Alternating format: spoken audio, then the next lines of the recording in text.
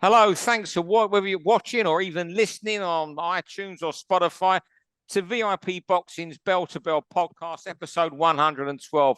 And also, you can watch us on YouTube, where a lot of you do, but I think most listen on iTunes. I'm Steve Lillis. With me, as always, in the top left of where I'm sitting, John Evans. You okay, John? I'm all right, Steve. How are you? Yeah, I'm good, mate. I'm good. Tonight's special guest, a trainer we had on before, offers great insight. A bit of an unsung training hero. Not a lot of people write about him or put a mic under his nose, but he's the commander-in-chief at the Elite Boxing Gym in Bolton. Alex Matvienko. How are you, Alex? Yeah, thank you, Steve. Yeah, I'm good, thank you. Yeah. Good. Well, great to see you and listen to your words of wisdom again. But I'm just thinking today, when I was making a few notes about your gym, I know you've got the amateurs there, keep fit as everybody, and I know you don't blow your own trumpet. Are there better gyms in the northwest of England for sparring? Because everybody seems to converge there. Yeah, we call it the Mecca of boxing, really, in our local area because everyone seems to come for the sparring. So, yeah, we get a lot of really good sparring constantly. It's churning. I do think, obviously, location helps. Bolton's kind of central to everywhere. But yeah, we've got a lot of fighters ourselves, and we do find ourselves with a lot of I get a lot of people ringing me saying, "Alex, you're the guy for sparring." People I haven't spoke to for years, ring me up and say, I've heard you're the man for sparring. Yeah, it's mad because, as you know, I do matchmaking with Tom, who works with you at the gym. Yeah. And when I mentioned Tom's name, people will say, "Oh, I was over at Elite Boxing last week. I saw Tom." Yeah. And it just comes to everyone goes there for sparring. It's fantastic. Yeah. Hey, Alex, we've not had you on since Jack fought Heaney in that rematch a couple of weeks. How's Jack doing, and what are your thoughts on that night? I think he's just about recovering after a 10-round absolute barnstormer. Yeah.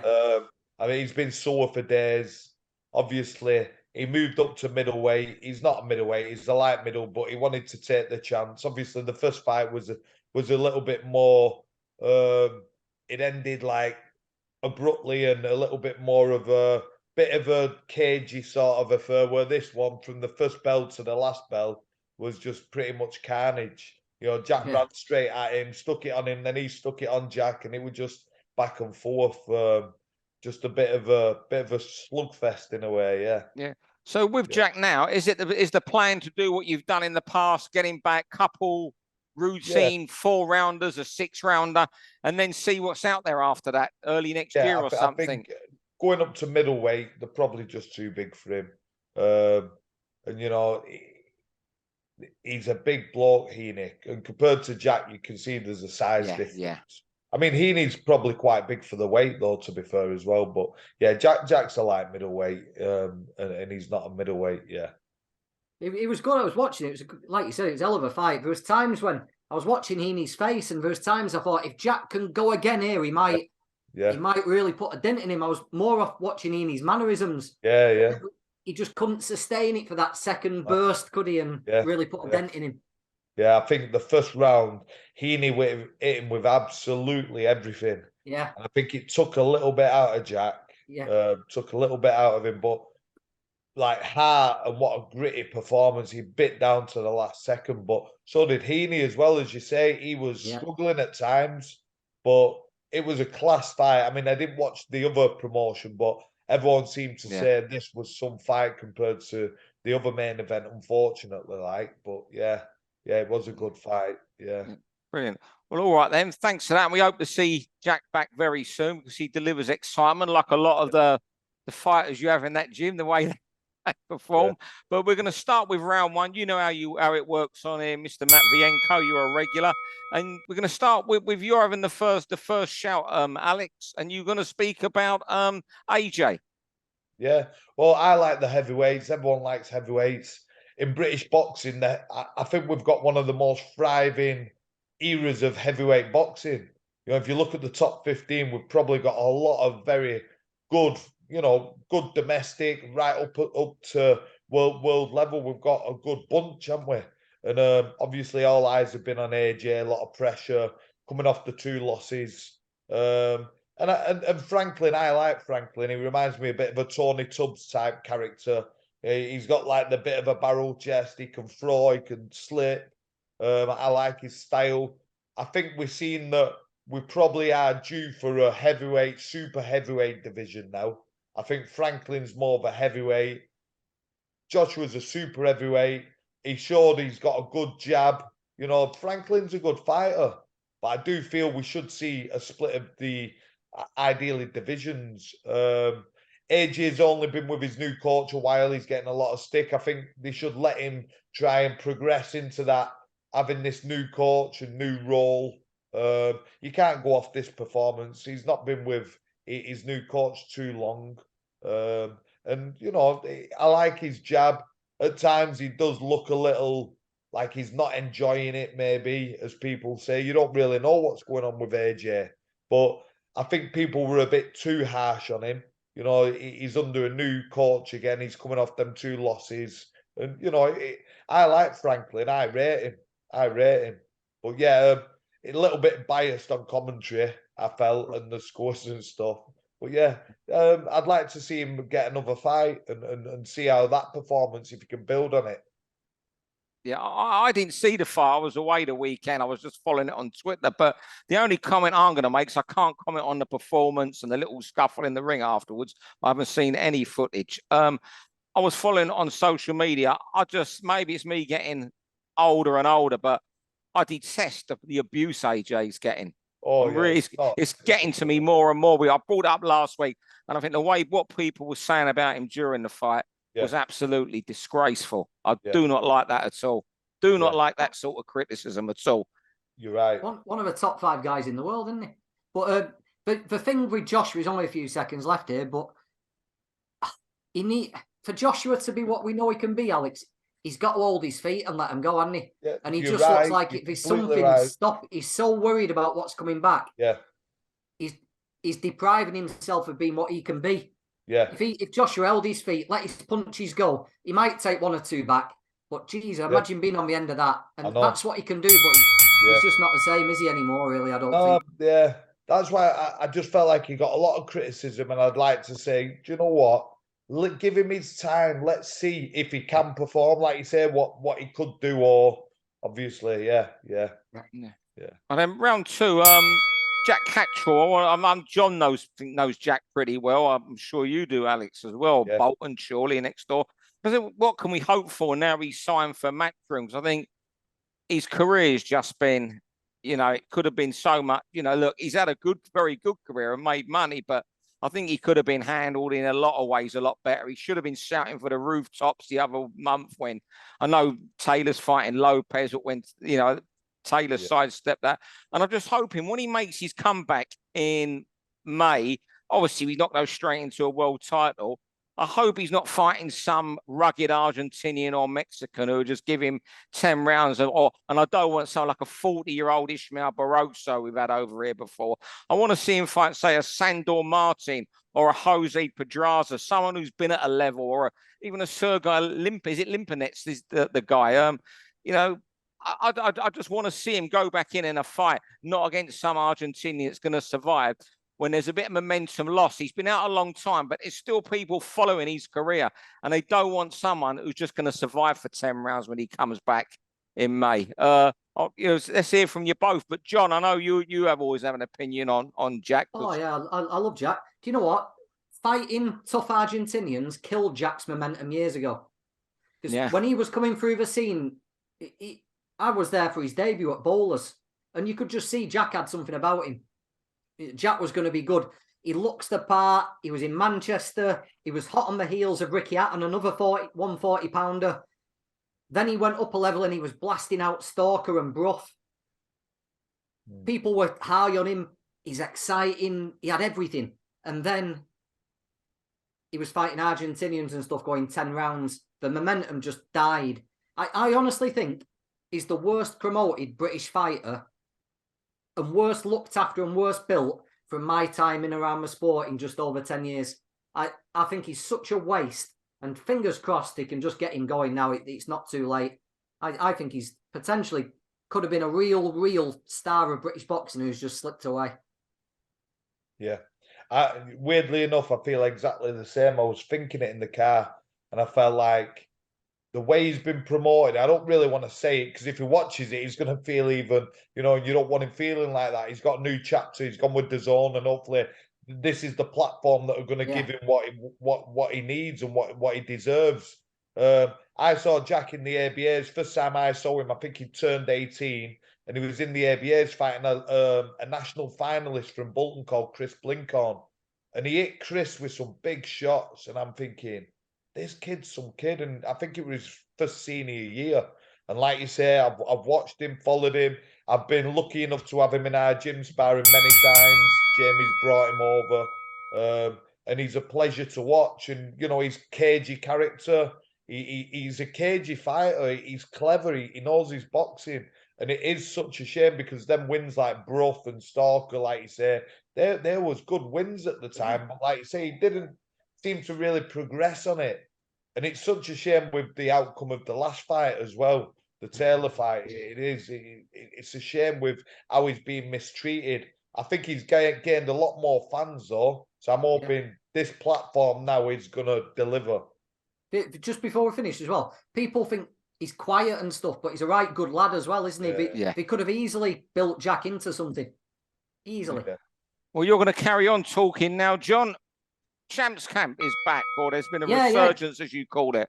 Yeah, Joe Gallagher's back at Champs Camp, and I'm over the moon about it, to be honest. What another little wasted thing here. What a wasted opportunity Champs Camp's been over the years. If you think of all the famous gyms in Britain, Champs Camp might be number one. It's the peak. You'd think the Peacock, Champs Camp's right up there, and no one's got it working, have they? And I know Morris has worked so hard to keep it churning over, keeping people going and stuff. But that name and that brand should have active fighters and champions coming out of it all the time. And Joe's got a massive stable. He's gone back to where he started. And I'm pleased that Champs Camp back on the Manchester scene now. Alex? Yeah, I think Champs Camp were one of the first gyms that I really knew when I was younger. And I think, like he was saying, growing up watching Ensley Bingham fight Winky Wrights and stuff, and Steve Foster Sr., and then Phil Martin's gym with the gym when it Carl Thompson and everyone. And it has been a shame. Like, I love going up there. Like we used to go up quite regular, and then there has been a little drop with the fighters, as you say. We used to go up when Sam Hyde was there, and Ben Sheedy and that, and I used to love going, looking at all the posters and talking to Ensley, and it was brilliant. And then, like you say, it sort of drifted away a little bit, and it's not had the I won't say respect, but it's just not had the sort of name and the aura about it. But hopefully Joe's going to bring that back. He's obviously good at what he does. He's got a load of class fighters, and hopefully we can see Champs Camp name back in the. Like I say, it's such a brand. I've got a Champs Camp top, and I love it. I love the t-shirt. So, you know what? I could just reminisce all night about Champs Camp. When I moved to Manchester in 1991, knew nobody. The only person I knew in Manchester when I moved up here was Steve Foster. And I knew Phil a little bit. And that gym just welcomed me as one of their own from then. And, Morris has been fought tooth for now and kept it going. We keep fit as amateur boxers. And it's just great it's back. I mean, when I heard that, when Joe messaged me last week and told me, I just said it was the best news I was going to hear that day that Champs Camp is back. I could go on all night about it. And, it's a place that means so much to me personally because of Phil Martin, how he helped me when I come to Manchester. And it's just such a shame. A couple of years ago, Morris and myself were trying to get the Phil Martin book off the ground and just couldn't get a publisher. But no, it's brilliant. It's back, and I'm looking forward to go. I'm going up there next week, I said to Joe, and hopefully he'll be selling some Champs Camp t-shirts soon. Let's hope so. Anyway, first picture I saw him put up was someone doing the bar as well. Yeah, he did. That's right. And it's the same bar they used to use all those years ago. Brilliant. Absolutely brilliant. Right, round 4, over to you, Alex. Boxing YouTubers. Yeah, I just thought it's one of them subjects that people are bringing up to me all the time. And obviously, I had a bit of involvement with Tommy's camp recently with the Jake Paul and the amount of money it's bringing in. And I'm seeing my fighters struggle. I mean, I used to fight 10 rounds for $2,000. you know, and then people are like, oh, they should be making all this money and box, but you know, shouldn't fighters be making money when they get the opportunity? You know, is this going to help boxers from sort of this side come over and cross over? You know, it's one of them subjects that you seem to speak to a lot of the old timers. They're like, I don't like it. You speak to the newest, you know, it's bringing a new audience in as well. I mean, there's this tag team boxing now as well. You know, maybe I can get Jack Flatley and Cal Lamorty against somebody. I don't know, but it's crazy, isn't it? It is like I'm a bit indecisive because I think, well, if they're coming off of my Central Area champion Mickey Allison, some YouTuber for X amount of money, you know, Jake Paul, why would I say no? You know, why would I say no? Because he makes $2,000 for a Central Area defense. You know, why would I say no if we could fight Jake Paul for X amount of money? So, you know, look, it's wild. It's a wild, you know, era, innit? I'd have never thought it. I've loved boxing growing up all my life. You guys, like you said, 1991, did you think you'd ever see anything like this that's going on now? It's madness. I don't even know what the internet was going to be. Look, you know what? It isn't me. I'm not going to go and buy a ticket to it. As I said on there, Jake Paul, Tommy Fury, I wouldn't pay for it on the TV, but I was fascinated by it. I managed to watch it. I was fascinated by the fight. You know, I was glued to watching it. And you know what? I won't pay for KSI Joe Fournier. But I'm laughing at it. I'm laughing at that fight. And you know what? Look, if they're getting weighed in money, they're getting weighed in. Don't resent people for getting weighed in money. You know, whether they're great, look, you know, whether they're only 4-rounders and all that. Every 4-rounder in this country would love to be a YouTuber if they were going to get that sort of money. That's my opinion. I'm not a lover of it, but I'm not going to stand there and say, you know, it's awful. I'll tell you what. Fournier KSI is an absolute fucking ball to me. And if I can manage to watch it somewhere, I'll watch it. I'll tell you what, every 4-round fighter in the country could be a YouTuber. Yeah. They could easily do it. But that's it. Alex, one thing you said then, if you had to go into tag team boxing, who'd be a partner? I'm going to predict you say Martin Murray. What, sorry? I reckon you'd say Martin Murray as your tag team boxing partner. Any of the old Oliver's lads, Martin Murray or Jamie Moore, I think you'd have to go with. Can you imagine being knackered and Alex tagging in Martin Murray to come and finish you off? Yeah, and imagine Martin not liking you because you've upset him or something. Little tag team boxing, let them get on with it, and good luck to it. You know what? If I'm a trainer, I couldn't train a dog to piss against the wall. I don't profess to be a trainer. Okay, I know boxing, but I'm not a trainer. But if some boxing YouTubers said there's $100,000 to train me for this, I'll be down the fucking gym tomorrow with a hat that says coach on it. Exactly. You know, you would love a YouTuber to walk in your gym. KSI come to you and say, Alex, train me.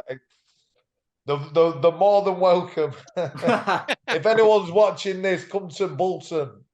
Any YouTubers? We said it's the best gym for sparring. You're all developed there. That's it. Get someone in 6 hard rounds with Dil Magani or something like that. Would love that. Wouldn't be a YouTuber. I tell you what, I'm glad Dil Magani's not in here talking YouTubers. He would have been out for the 3 of us tonight, mate. He wouldn't have had us 3 tonight. He would have done something anyway. Problems, and just, you know, round 5, boxing's biggest problems. And I was trying to think things that, not the obvious things like promoters not getting on, you might think that, but some of the biggest issues, I'll get Alex on this, is the number of trainers who just hold fighters back. They get to 15-0, and it's almost as if they're just waiting for a TV fight that they think they might not even win just to get them on there. I've noticed this more since we've been making matches, and I'm sure Tom has spoken to you about this, Alex. A number of trainers I come across who are good fellas, and they just want to get kids to 13, 14-0. And I don't want him. I might have a big fight for him next on a TV show. And they're not, by the time they get there, they're 14-0. They've beaten one person with a winning record. And I just want to mainly get your take. I want to hear from John, obviously, but your take on that, Alex. No, you do see it. Problems facing boxing. Yeah, you see it quite a lot. And to be honest, I think you should really test your fighters. If you feel like your fighter can, you know, obviously can box a little and so on, you've got to test them. We see it quite a lot on the VIP. Recently, there's been a few great fighters on, and they've stepped up and they've took an L, unfortunately. It's not going to finish the career. You know, we've seen Joe Alice, a great fighter.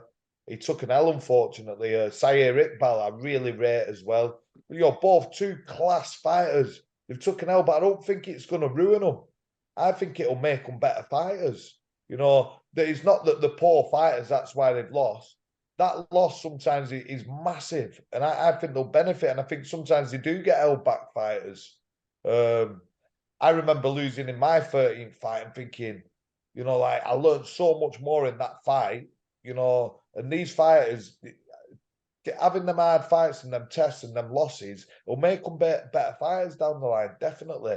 And like you say, I think a lot of it, I think the fighters want to go. I think sometimes it's the managers or the trainers that are holding them back, like you said, definitely. Yeah. So I'll tell you what I think one of the problems with boxing is at the minute, British boxing, arse kissers. Go on, John. And this goes down to some of the stuff I saw the YouTube reporters putting out on Twitter this last weekend around the Joshua fight was disgraceful. They're all making sure they get little exclusive banter interviews with Hearn and stuff. It was disgusting. But arse kissers around fighters, telling that they can do no wrong and everything's going right. Arse kissers supporting them not taking these fights. You know, say, oh, you're better than that. You deserve more money, and agreeing with them. But I think British boxing would be in a much better place if people had asked tough questions and people got told the truth and people asked questions which led to the truth. And I think arse kissers are a pretty bad problem with British boxing at the moment. Fair enough. We want to ask kissers. I want to ask Alex about arse kissers. I've done all about arses with Alex, but we're overrunning again. Leo going to be doing his pieces at this when he edits this up, but he's the expert on all this. Alex, arse kissers around boxers. If you have boxers in your gym, I'm not now asking you to name them, who are having too much smoke blown up their arse by an arse kisser outside the gym, and they're coming into you saying, well, so-and-so told me I should be having this fight and earning that much. Yeah, I mean, it's something that you get at all levels. You get it in the amateurs with the young kids and the families, and you get it at the higher level, where people think they're getting hard done by and they feel like they should be getting treated better, and people get in their ears. It's usually people who don't understand boxing most of the time. They just don't have a clue how boxing works. And yeah, you do get it. And I like what John says. Something I've been thinking about this weekend again. I agree on a lot of stuff you've said tonight. There's just so much bias in boxing at the moment. I mean, listening to DAZN was so cringy. I feel sorry for the away fighters when they fight on DAZN. It's unbelievable. They get this. Alex, they didn't mention a single shot Franklin landed. No, not at all. No. And these guys are going to watch that, and that's the highlight reel of their career and stuff like that. And they're going to have to mute it. It's terrible. It's so biased. You know, it's unbelievable. And it's all wrong. And it's something I've noticed myself a lot. So I'm glad you brought it up, because you're right. It's horrendous. It's horrendous. Some of the, like I say, the people that hold the mobile phones at press conferences these days and just stand in line to ask the same questions as the person before them. They were on Twitter this week thanking Hearn for speaking to them and getting them subscribers. Now, come on, you're not exactly going to ask him a devastating question the next day, are you? Because you're going to be worried he won't speak to you again. I couldn't believe some of the stuff I was seeing, but it's just taken as read now. But that's what it is. It's all for views, and that's it. But we're well overrun there. But we're going to the final round. John Evans is stealing the show tonight. Everyone who knows listening to this. Alex is smashing it, but John Evans is he's another level here tonight. John, you want to talk about your top 5 heavyweights? So I don't know if it's going to be another blast from you, John, or what we're going to get here tonight. No. What's your top 5? And I will go. I'm going to go Fury number 1 because I think he'd beat Usyk if he fought. Usyk number 2. Yeah. I'll put Wilder number 3 because he went to hell and back with my number 1. He could have had him out 3 or 4 times. I know he lost 2 fights, but he had Fury out a few times. So Wilder's number 3. I'm going to put Joe Joyce at the Juggernaut at number 4, and I'm putting Joshua at 5. You ain't going to believe this. That is I put some notes today of it. Top 5 heavyweights. Name yours. Fury, Usyk, Wilder, Josh. Wilder, Joyce, Joshua. There you go. Yeah. So I'm with you, John. What's yours, Alex? You know what? Mine's probably all the same people. I just don't know what Wilder's got after them 3 fights with Tyson. And I mean, you never know what Tyson's got after them 3 fights with Wilder, because they were wars. But I think Fury's got more left, and I think he might have took a bit out of Wilder, a bit too much. You know, I maybe put Joyce in front of him. Yeah, you know, yeah. That was either strike. Yeah, I really like him. He boxes like George Foreman. He moves and punches left, going right. He's really underestimated. He's got very good hand coordination and his timing and stuff. He's a very underrated fighter, and he's massive. Yeah. That was the only thing I thought, Wilder or Joyce. But Wilder, I thought he looked good against Helenius on his comeback fight. Because that could have proven a tricky night if he had nothing left, but he flattened him, didn't he? So I think Wilder deserves to be their number 3. Yeah. But I saw them talking about Joshua's next opponent. They named White, Otto Wallin, and potentially Joe Joyce. I think we know it's not going to be Joe Joyce, though, because that'd be a horrendous matchup for him at the minute. I think they'd take the Fury fight if it all suited them. Yeah. Where, because of how much money's there, they'd have to take that. Dillian White, I haven't seen the performance the other night, but the Dillian White is really one you could sell well, I think. Yeah, that makes sense, I think. That might be the fight to draw that nastiness back out of Joshua, because they hate each other, don't they? Yeah, I think that's the way forward. I think Tyson, I really rate Tyson. He's one of the, he's unbelievable. He's the best now, and I put him up there with some of the best all ever. He's a very good fighter. He's underrated, and I think he just beats Joshua too easily. Joshua needs some more fights, some learning fights under his new coach. I think it's too soon in winning with Fury, personally. I think John's been saying that for every week, similar to that every week. He just wants to see Joshua stay busy this year. Yeah. Fight in July, fight September, fight December. And then, if he wants to do it, like you said right at the start, Alex. Yeah. All right, fellas. Well, it's been a great half hour tonight. Brilliant. Alex, you were brilliant. John, you was on top form tonight. Hope everyone watching has enjoyed it. Alex, thanks for rushing from it with your amateurs tonight to get here. Now you can get back to your family, although we're recording this about 9 o'clock at night. Thanks very much, fellas, and thanks, John. Thanks, and everyone. Guys. For all boxing, info, news and latest interviews, amateur and pro, across the north, click and subscribe. VIP Boxing Promotions. Also, Twitter, Instagram and Facebook.